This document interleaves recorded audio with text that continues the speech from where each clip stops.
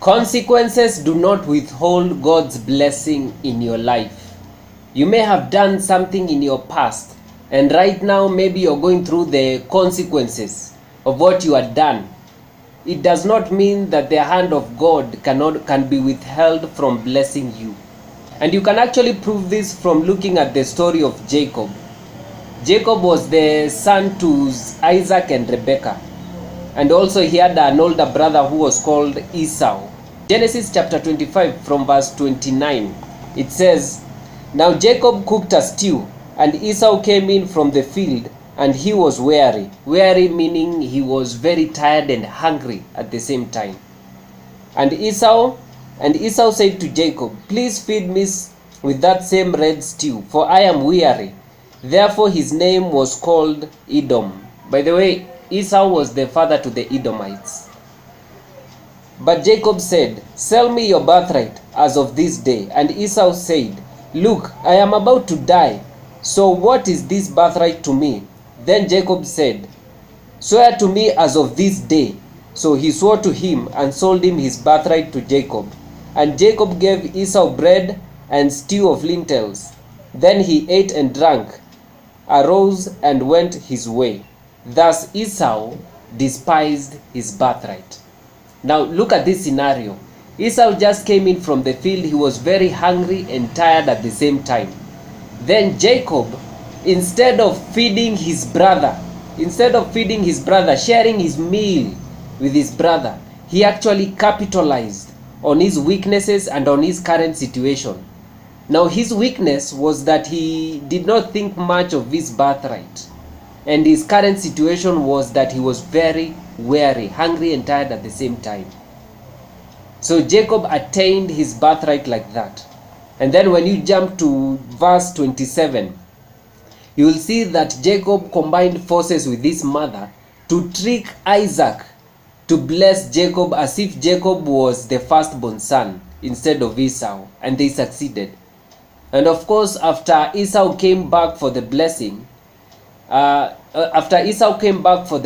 he was very angry because the blessing was already gone. The covenant blessing, the blessing of Abraham that was passed through Isaac, that was supposed to go to Esau, but instead it went to Jacob. Now, Esau now was very angry and he sought to kill his own brother. He actually comforted himself saying that he's going to kill him, to kill Jacob. And of course, this is now when Jacob fled all the way to Padan Aram, where his uncle Laban was, to his household. Laban was the brother to Rebekah, so he was his uncle. And when he got to Padan Aram, this is now where he began to pay for his mistakes. Because for the next 20 years, Laban would capitalize and oppress Jacob. Because when you read the story, it was like Laban's foot was on top of Jacob's head, metaphorically that is, because Jacob suffered. Jacob would go through the consequences of what he had done. But even in that, when you read the story deeply, you'll see that the hand of God was upon Jacob, even as he went through the consequences. Because everything that he touched, it prospered. Everything that he touched, it flourished.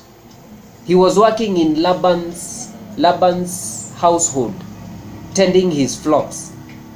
And the flocks of Laban, they grew exponentially, to the point where Laban had to come and admit to Jacob that he was prosperous only because of Jacob's hand in his life.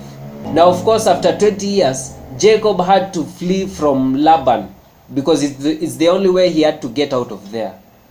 So he had to flee from Laban and went back to his home, back to Hebron, from Padan Aram back to Hebron.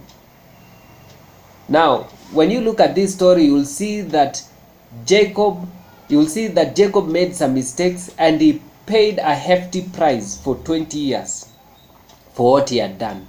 But the hand of God was also upon him. It blessed him. God also heard his prayers and always came to his rescue every time he needed him. Now, I have two challenges for you today. Number one, I want you to pray to God for what your heart desires. The consequences and the pain that you're going through right now, they cannot withhold God's hand in your life to bless you. And number two, I want you to read the story of Jacob. Read it entirely. See how he made the mistakes in Genesis chapter 25 and also in Genesis chapter 27. And also see how he paid for those mistakes.